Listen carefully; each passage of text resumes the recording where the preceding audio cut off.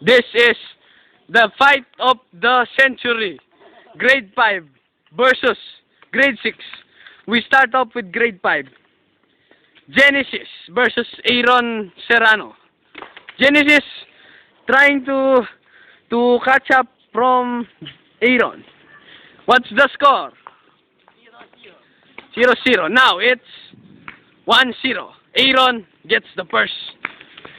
Yes. Oh, there's no out, no score first. Aaron fights. It's another. There's no outside here, you know. No outside, man. Okay. You attack. He struggles. He struggles. 1-1. Score is 1-1. Bilis, time is running. What score? Nothing. 1-1 still. Come on, time is running. He attacks. He intercepts. He intercepts again. Interception. Another interception. Wala na. Wala na. Just go. Wala na po. Okay na po yan. Ayun po si Edgar Patrick Quezon. Papunta po siya dito. May raketa siya. Ito po siya.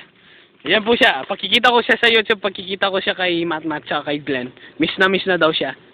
O, tignan niyo, sexy niya. Sexy ng legs niya. Ayan. O, si Jonas, mga nabuboy siya na. Nawawala na po sa sarili. O, sige, sirain mo. O, kaya mo. O, sige. O, loko. Yan na po. Tuloy pa rin po yung laban. Mamaya ako na lang tutuloy to kasi nandiyan si Patrick. Sige. Goodbye. Tomorrow. Goodbye.